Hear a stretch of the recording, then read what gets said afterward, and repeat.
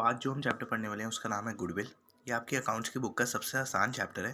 तो आप इस चैप्टर को एक भी बार करोगे ना अच्छे से, तो फिर एग्ज़ाम के एक आध दिन पहले भी पढ़ोगे तो आप इस चैप्टर में बढ़िया मार्क्स ला पाओगे, फुल मार्क्स ले आओगे।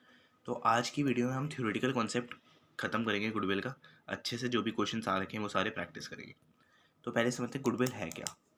तो जैसे मैं बोलूँगा अगर गुडविल ऑफ अ फर्म, तो आपके दिमाग में पहली चीज़ आएगी कि public image of a firm क्या है। पब्लिक के सामने गुडविल, मतलब पब्लिक के सामने फर्म बढ़िया है कि घटिया है, अच्छा है कि बुरा है ना। ऐसा आता है आपके दिमाग में। बट सिर्फ ये नहीं होता है, तो हम अच्छे से समझते हैं गुडविल का। Goodwill is an intangible asset. Goodwill क्या है? Intangible asset. ये काफ़ी इंपॉर्टेंट बात है, आपको याद रखनी है। और हमने क्लास 11th में पढ़े थे दो टाइप के एसेट्स, टेंजिबल एसेट्स और इंटेंजिबल एसेट, है ना। टेंजिबल एसेट और इंटेंजिबल एसेट। टेंजिबल एसेट्स जो आप देख सकते हो, कैन बी सीन और टच्ड, है ना। लाइक एग्जाम्पल हो गया आपका मशीन्स, कार, लैंड, बिल्डिंग और मैनी अदर्स, है ना। और इंटेंजिबल एसेट्स को आप ना देख सकते हो ना छू सकते हो। इसमें एग्जाम्पल क्या होते हैं आपके? पेटेंट्स हो गया, ट्रेडमार्क हो गया, है ना, कॉपीराइट हो गया। और उसी में आप एक न्यू एग्जाम्पल जोड़ देना, वो है गुडविल। ठीक है, तो हम पहले मीनिंग ऑफ गुडविल पे आते हैं। Goodwill is an intangible asset. आप जब भी गुडविल का मीनिंग लिखोगे यानी डिफाइन करोगे गुडविल को, तो आपको ये लाइन ज़रूर लिखनी है कि goodwill is an intangible asset. तो हम आगे की लाइन समझते हैं। Which places the enterprise at an advantage due to which the enterprise is able to earn higher profit without making extra efforts. ठीक है, तो मान लो ये फर्म ए है, फर्म ए, ये फर्म बी है। और मान लो इस फर्म का गुडविल, इस फर्म का गुडविल बढ़िया है, इस फर्म का गुडविल इतना अच्छा नहीं है, मतलब ख़राब है। तो पब्लिक किस फर्म के पास जाना पसंद करेगी अपने गुड्स लेने के लिए? फर्म ए पे या फर्म बी पे? ऑब्वियसली फर्म ए पे जाएगी वो, है ना, क्योंकि फर्म ए की गुडविल अच्छी है, तो फर्म ए को ज़्यादा मेहनत भी नहीं करनी पड़ती, सीधा पब्लिक उसके पास आती है, गुड्स लेके चले आती है। क्यों? क्योंकि फर्म ए की गुडविल बढ़िया है। तो यही है definition. Goodwill is an intangible asset which places the enterprise at an advantage due to which the enterprise is able to earn higher profit without putting extra efforts. तो इसमें आपको दो चीज़ें अच्छे से याद रखनी है, able to earn higher profits without putting extra efforts. Okay, तो ये जो हाईलाइटेड पॉइंट है वो आपको लिख के आने डेफिनेशन में, बाकी आप अपने हिसाब से मॉडिफाई कर सकते हो डेफिनेशन को। ठीक है, तो अब फीचर्स ऑफ गुडविल की बात करते हैं। तो अब हम पढ़ने वाले हैं फीचर्स ऑफ गुडविल। तो फर्स्ट फीचर है गुडविल का, goodwill is an intangible asset. हमने यहाँ डेफिनेशन में भी पढ़ा गुडविल क्या होता है हमारा? Intangible asset. इंटेंजिबल एसेट यानी ना आप जिसे ना आप देख सकते हो ना छू सकते हो। उसका एग्जाम्पल क्या हो गया? पेटेंट हो गया, कॉपीराइट हो गया, ट्रेडमार्क हो गया। ठीक है, अब दूसरा पॉइंट समझो, goodwill is not a fictitious asset. अब फिक्टिशियस एसेट वो वाला एसेट होता है तुम्हारा, फिक्टिशियस मतलब होता है कि फेक, फिक्टिशियस मतलब फेक या नॉट ट्रू, नॉट ट्रू, ये होता है तुम्हारा फिक्टिशियस का मतलब। फिक्टिशियस मतलब फेक या नॉट ट्रू। तो एक तरीके से फिक्टिशियस एसेट आपके काल्पनिक एसेट्स होते हैं फर्म के, मतलब वो एक्चुअल में एसेट्स नहीं है, बट फर्म उन्हें एसेट्स जैसे ट्रीट करता है क्योंकि वो फर्म को कुछ ना कुछ बेनिफिट दे रहे होते हैं। इसका एक एग्जांपल होता है एडवर्टीजमेंट एक्सपेंडिचर। एडवर्टीजमेंट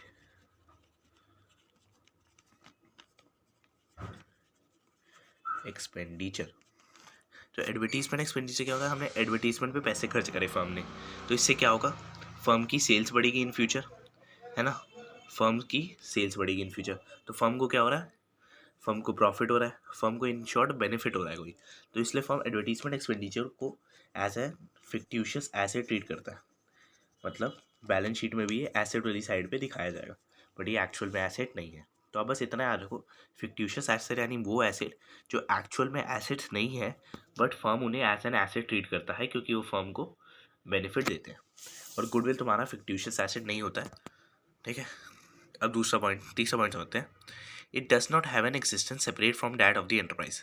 इसका मतलब फर्म है तो फर्म की गुडविल है, फर्म है तो फर्म की गुडविल है, अलग से कुछ गुडविल नहीं होता। ठीक है, third it has a realisable value when business is sold. मान लो एक बिजनेस है, XYZ लिमिटेड, है ना, XYZ एक बिजनेस है। तो ये बिजनेस बिकेगा तो इसके एसेट मान लो बिक गए ₹10 लाख के, ₹10 लाख, ठीक है।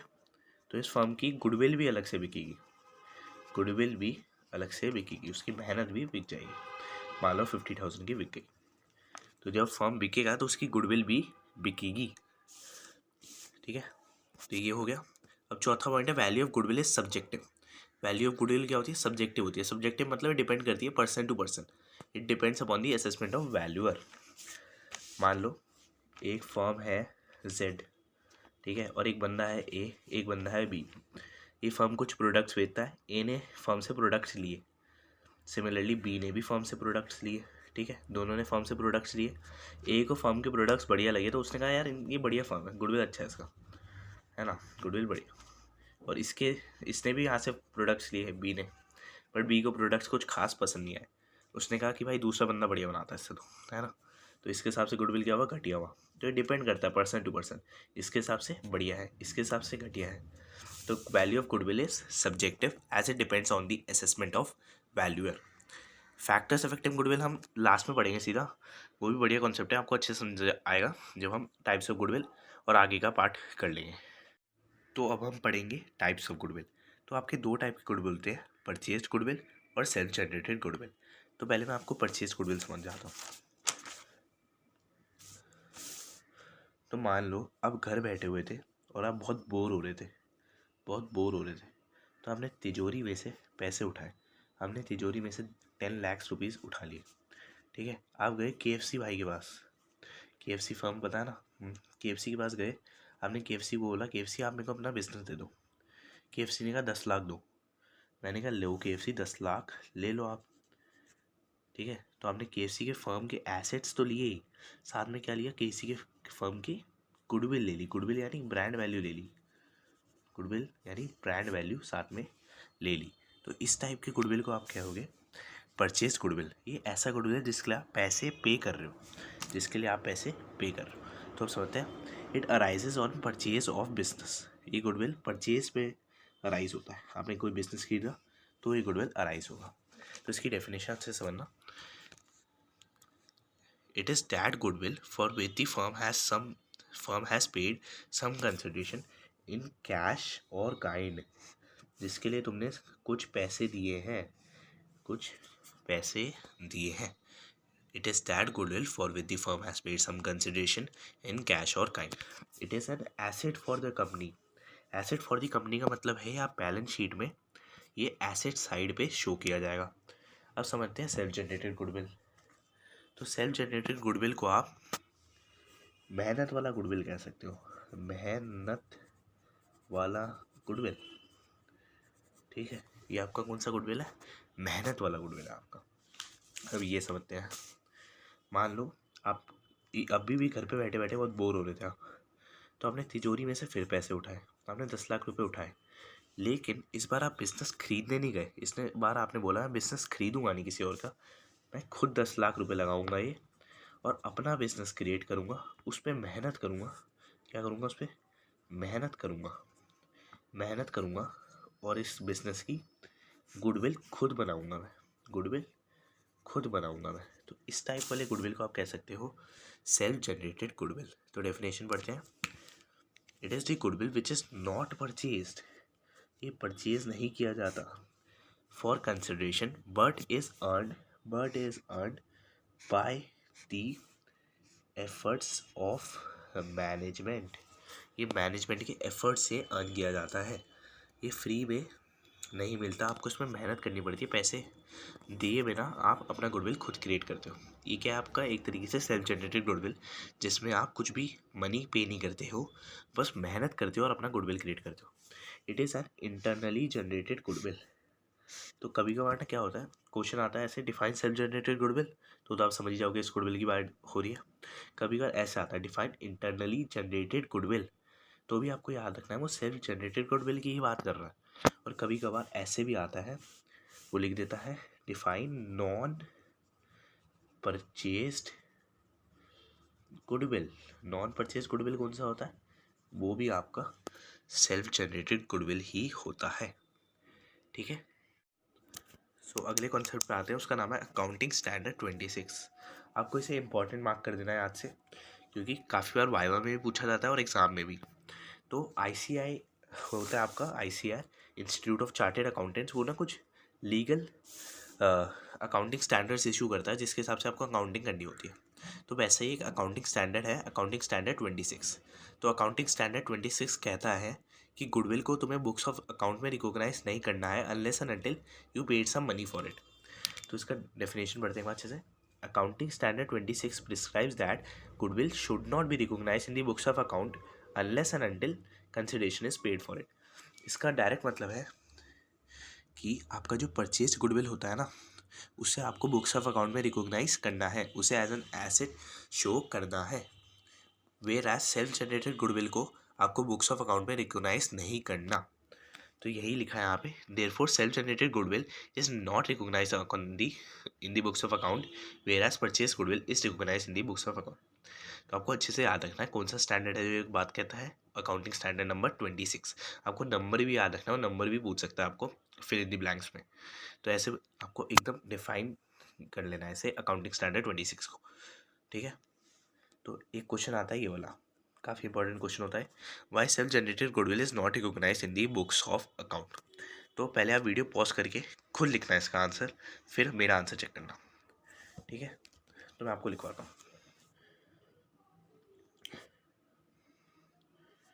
Self generated goodwill is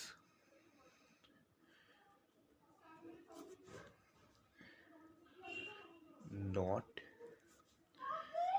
recognized in the books of account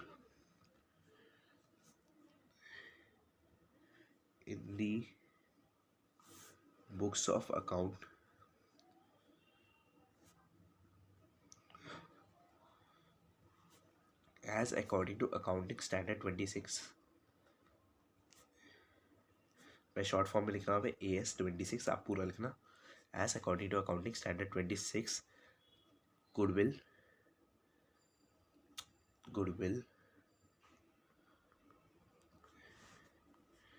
should not be recognized in the books of account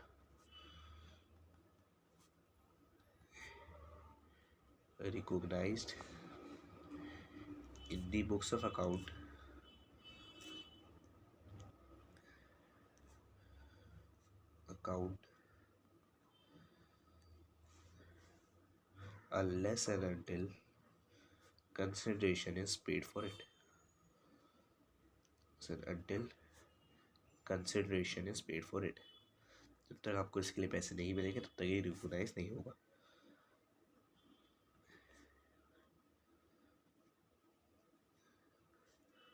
Also, the valuation of self-generated goodwill is subjective।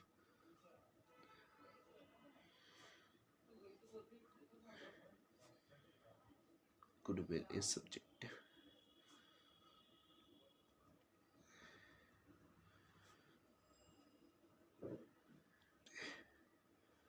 फिर आपको लिख देना सेम यही बात लिख देनी है आपको, therefore self-generated goodwill is not recognized in the books of account। Goodwill is not recognized in the books of account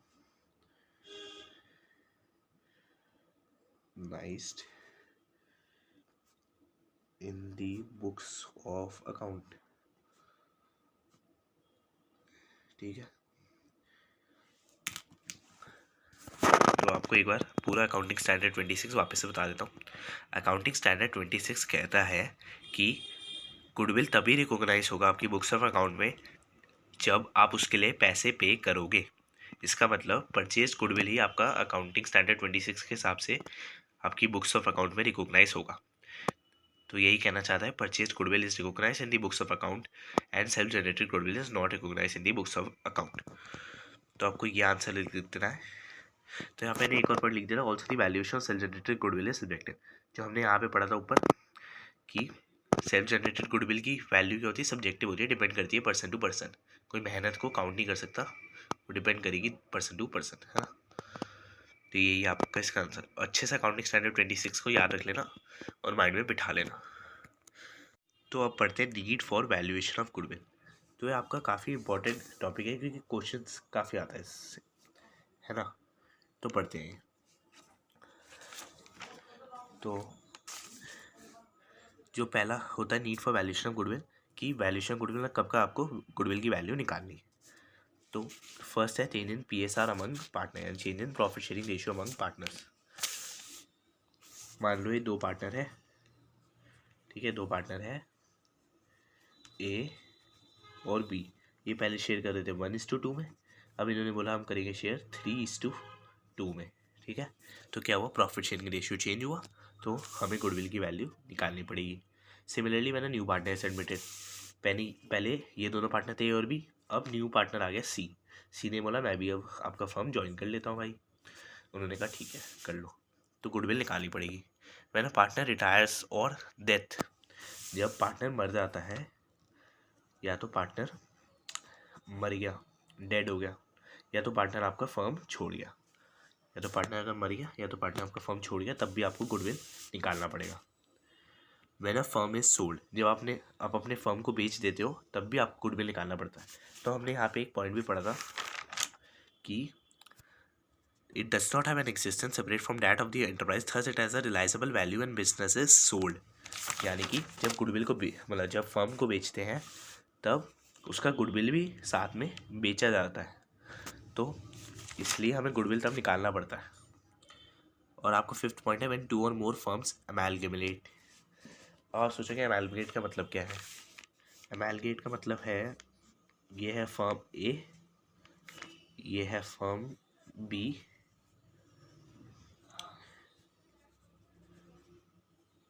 है ना, इन दोनों को आपने प्लस करा तो ये आपका क्या बन गया, फर्म AB। यानी जब दो और मोर फर्म मर्ज हो जाते हैं, कंबाइन हो जाते हैं, आपस में मिलकर एक बन जाते हैं, तब भी आपको गुडविल निकालना पड़ेगा। और when a firm is converted into company, जब आपका फर्म कंपनी में बदलता है तब भी आपको गुडविल निकालना पड़ेगा। तो क्या होता है, वो ऐसे तीन ही पूछता है कि कुछ 3 मार्क में पूछेगा, 4 मार्क में कि need for valuation of goodwill बताओ, क्यों ज़रूरी है वैल्यू ऑफ गुडविल निकालना, है ना, किस किस टाइम पे ज़रूरी है। तो मोस्ट ऑफ द बच्चे क्या करते हैं, ऊपर के 3 याद रख लेते हैं, तो ज़्यादा फ़ायदा नहीं है, ऊपर की 3 याद रख लेते हैं क्योंकि काफ़ी आसान है। ऊपर की 3 प्रॉफिट शेयरिंग रेशियो चेंज हो गया, न्यू पार्टनर एडमिट हो गया, न्यू पार्टनर एक पार्टनर मर गया है या एक पार्टनर फर्म छोड़ गया, है ना। तो ये तो काफ़ी आसानी से आप याद कर सकते हो। बट एग्जाम में एक बार क्वेश्चन आया था, उसने बोला वैल्यूएशन ऑफ गुडविल बताओ, need for valuation of goodwill except these 3। उन्होंने इन तीनों का नाम लेके स्पेसिफिकली बोला इन्हें छोड़ के बाकी 3 बताओ। तो आपके बाकी 3 भी अच्छे से याद होने चाहिए, एक एक लाइन के एकदम आराम से याद कर लो यार। When a firm is sold, when two और मोर फर्म्स अमैलगमेट, अमैलगमेट मतलब कंबाइन होते हैं या मर्ज होते हैं, आप समझ लो। और when a firm is converted into company, मैं लिख देता हूँ अमैलगमेट मतलब मर्ज या कंबाइन, और कंबाइन, ठीक है। तो तब आपको गुडविल निकालनी पड़ेगी। तो अब हम करेंगे मोस्ट इम्पॉर्टेंट टॉपिक। इसे मोस्ट इम्पॉर्टेंट लिखना है या इम्पॉर्टेंट लिख दो, तो आपको ना एग्ज़ाम में इस पे ऐसे क्वेश्चन आता है, ये जो आपको फैक्टर्स दिख रहे हैं इनमें से ऐसे एक फैक्टर या कोई भी फैक्टर का नाम लेके बोल देगा इसे एक्सप्लेन करो, तो आपको 30 से 40 वर्ड इन पे अच्छे से याद कर लेने हैं। तो आप अपनी किताब में से देख लेना, याद कर लेना उन्हें, मैं फ़ोटो भी शायद डाल दूंगा, देखता हूँ, ठीक है। तो अभी पढ़ो यहाँ पे, goodwill is affected by all such factors. Goodwill affect होता है उन सब फैक्टर से विच increases the earning capacity of the firm. Firm की अर्निंग कैपेसिटी पे इफेक्ट पड़ेगा तो आपका गुडविल पे भी इफेक्ट पड़ेगा। अर्निंग कैपेसिटी बढ़ेगी तो आपकी फर्म की गुडविल भी बढ़ेगी। तो पहला फैक्टर बढ़ते हैं एफिशिएंट मैनेजमेंट। एफिशिएंट मैनेजमेंट, एक फर्म है ए, रुको दिखा देता हूँ, एक फर्म है ए, अभी अभी इस्टेब्लिश हुआ है तुम्हारा फर्म, मैनेजमेंट ने बढ़िया मैनेजमेंट करी, उसने बढ़िया अच्छा से काम करा और फर्म की सेल्स बढ़ा दी, फर्म की सेल्स बढ़ा दी, फर्म के प्रोडक्ट्स इतने अच्छे बनाए, प्रोडक्ट क्वालिटी कैसी बनाई, बहुत तगड़ी बनाई कि लोगों को पसंद आने लग गए गुड्स और रिपीटेड सेल्स होने लग गई। तो फर्म की क्या हुई, अर्निंग कैपेसिटी बढ़ गई, आज सेल्स ज़्यादा हो गई, अर्निंग कैपेसिटी अपने आप बढ़ी, अर्निंग कैपेसिटी बढ़ गई तो गुडविल ऑटोमेटिकली बढ़ गया। अब दूसरा होता है फेवरेबल लोकेशन। मान लो मेरा फर्म है, मान लो मेरा एक फर्म रेस्टोरेंट फर्म है, ठीक है। मेरा रेस्टोरेंट लोकेटेड है एक बढ़िया से मॉल में, कौन से मॉल में, बहुत तगड़े मॉल में, जहाँ पे डेली भरपूर लोग आते रहते हैं, डेली बहुत सारे लोग आते हैं। तो लोगों की नज़र पड़ेगी मेरे रेस्टोरेंट पे, फिर वो आ जाएंगे खाना खाने, मैं खाना खिला दूंगा, पैसा कमा लूँगा, मेरी सेल्स बढ़ जाएगी। तो इन शॉर्ट, अगर मेरी फेवरेबल लोकेशन है, ऐसी लोकेशन है मेरे फर्म की कि जहाँ पे लोग आते जाते रहते हैं, बहुत सारे लोग आते हैं, तो ऑटोमेटिकली मैं ज़्यादा पैसे कमाऊँगा। अब तुमने कोई ऐसे बीच गली में दुकान खोल ली अपनी, कोई आएगा थोड़ी ना तुम्हारी बीच गली की दुकान में, है ना। तो ये हो गया। अब फेवरेबल कॉन्ट्रैक्ट्स, मान लो एक फर्म है, फर्म ए, फर्म बी मान लेते हैं इसमें, और ये फर्म है सी। फर्म सी आया फर्म बी पे, उसने बोला कि तुम मुझे 100 प्रोडक्ट्स बेच दो, स्पेसिफिक टाइप बता दिया उसने प्रोडक्ट के, 100 प्रोडक्ट्स मेरे को ये वाले बेच दो। फर्म बी ने कहा भाई इतने प्रोडक्ट तो है ही नहीं मेरे पे, अभी कहाँ से बेचूँ तेरे को। उसने कहा, फर्म सी ने कहा आप मेरे को धीरे धीरे बेच दो, 5 साल के अंदर अंदर बेच दो मेरे को, हर साल 10-10 प्रोडक्ट या ऐसा कुछ 20-20 प्रोडक्ट देते रहो, हर साल 20-20 प्रोडक्ट देते रहो और 5 साल के अंदर इनको प्रोडक्ट दे दो। उसने कहा आप एडवांस पेमेंट करो, बी ने कहा एडवांस पेमेंट दे दो। तो फर्म सी ने एडवांस पेमेंट दे दी, 5 लाख रुपीज़ मान लो दे दी। तो क्या हुआ, हमारा एक गारंटीड सेल्स हो गई, हमें 100 प्रोडक्ट तो बेचनी ही है, ऐसे एडवांस पेमेंट भी आ रखी है, तो गारंटीड सेल्स हो गई हमारी। और गारंटीड सेल्स हमारी अर्निंग कैपेसिटी क्या होगी, बढ़ जाएगी। सिमिलरली गुडविल भी बढ़ जाएगा, ठीक है। और नेचर ऑफ बिजनेस, ये वाला काफ़ी इंपॉर्टेंट है। नेचर ऑफ बिजनेस यहाँ बता देता हूँ आपको। नेचर ऑफ बिजनेस, मान लो एक फर्म है XYZ करके, एक फर्म है XYZ करके, है ना, एक फर्म XYZ करके है, वो गुड्स बनाता है, वो मास्क हो गया, सैनिटाइजर्स हो गया, ऐसी गुड्स बनाता है वो।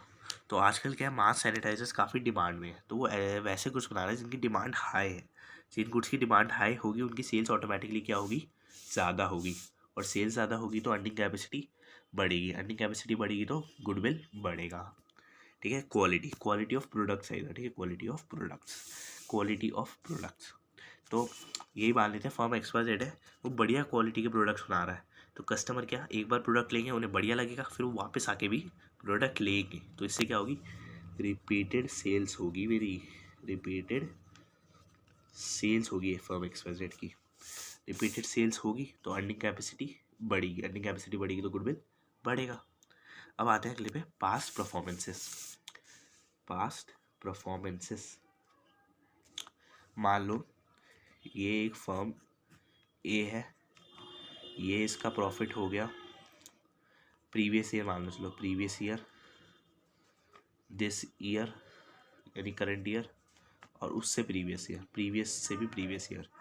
इस साल इसने कमाए 10,000 रुपये, ठीक है, इस साल इसने कमाए 10,000 रुपये, इस साल कमाए इसने 20,000 रुपये, और इस साल करंट ईयर में इसने कमाए 30,000। तो क्या हो रहा है, इसका प्रॉफिट हम देख रहे हैं 10,000 से बढ़ रहा है, 10,000 से इसका प्रॉफिट बढ़ रहा है, तो ऑटोमेटिकली इसका प्रॉफिट बढ़ रहा है, अर्निंग कैपेसिटी बढ़ी है, अर्निंग कैपेसिटी बढ़ी है तो इसका गुडविल बढ़ रहा है, ठीक है। तो पास्ट परफॉर्मेंस यही है, तुम पास्ट परफॉर्मेंस मतलब अच्छे से याद रखना कि प्रॉफिट बढ़ेगा, हर साल प्रॉफिट ज़्यादा बढ़ेगा तो गुडविल भी अच्छा होता जाएगा, ठीक है। अब अगला पढ़ते हैं longer establishment of business.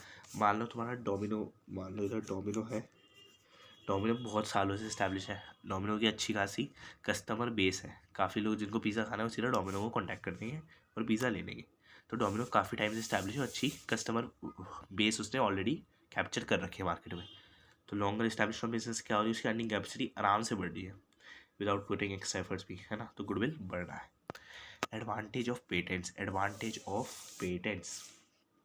Patents क्या होते हैं, आपके इंटेलेक्चुअल प्रॉपर्टी राइट होता है, intellectual property right to any type of invention of a product और एनी टाइप ऑफ इन्वेंशन, है ना। तो तुम्हारे पे इंटेलेक्चुअल प्रॉपर्टी राइट होता है for certain type of goods. मान लो एक फर्म है, वो एक अलग ही गुड बना रहा है जो मार्केट में कोई और बेचता ही नहीं है, तो उसने उसके पेटेंट्स ले लिए, उसने उस प्रोडक्ट के पेटेंट ले लिए, है ना, पेटेंट ले लिए उस प्रोडक्ट के उसने, तो अब कोई और बंदा भी उन गुड्स को नहीं बेच सकता, इस पर पेटेंट है, इस पर सर्टेन टाइप ऑफ गुड्स अब यही बंदा बेचेगा, यही बंदा, है ना। तो अगर किसी भी बंदे को मतलब किसी भी इंसान को वो सर्टेन टाइप ऑफ गुड चाहिए तो वो किसे कांटेक्ट करेगा, इसी फर्म को कांटेक्ट करेगा क्योंकि इस पर पेटेंट राइट है, यही बंदा इस गुड को बना सकता है, ठीक है। तो एडवांटेज ऑफ पेटेंट्स हो गया। 10th मार्केट सिचुएशन, ये काफ़ी आसान है और ये आता भी है, मार्केट सिचुएशन और नेचर और क्वालिटी और एफिशिएंट मैनेजमेंट और फेवरेबल लोकेशन भी आता है काफ़ी टाइम, है ना। तो ये 5-6 इंपॉर्टेंट है, बट आपको सारे याद रखने क्योंकि कोई भी पूछ सकता है। तो मार्केट सिचुएशन, जैसा कि हमने यहाँ पे पढ़ा अभी कि एक फर्म XYZ मास्क बनाता है, सैनिटाइज़र बनाता है। मास्क सैनिटाइज़र क्या है, आजकल डिमांड ज़्यादा है इन प्रोडक्ट्स की, तो मार्केट में डिमांड अगर हमारे फर्म की प्रोडक्ट्स की ज़्यादा है तो ऑटोमेटिकली फर्म की सेल्स क्या होगी, ज़्यादा होगी। अच्छे से समझो, मार्केट में डिमांड मेरे प्रोडक्ट्स की ज़्यादा है तो मेरे फर्म की सेल्स भी क्या होगी, ज़्यादा होगी। सेल्स ज़्यादा होगी तो अर्निंग कैपेसिटी बढ़ेगी, अर्निंग कैपेसिटी बढ़ेगी तो गुडविल ऑटोमेटिकली बढ़ेगा। तो होपफुली मेरे हिसाब से आपको समझ आया होगा। मैं पूरे नोट्स की लिंक डाल दूंगा डिस्क्रिप्शन में, मतलब PDF डाल दूंगा, आप अच्छे से पढ़ लेना नोट्स, है ना। अपने नोट्स बना लेना और याद कर लेना इन सब। और ये काफ़ी बार आता है, बच्चे थ्योरी बिल्कुल नहीं पढ़ते अकाउंट्स में, लेकिन आता है क्वेश्चन। आपको तो फुल मार्क्स लेने हैं तो पढ़ के जाना अच्छे से। ठीक है, बाय।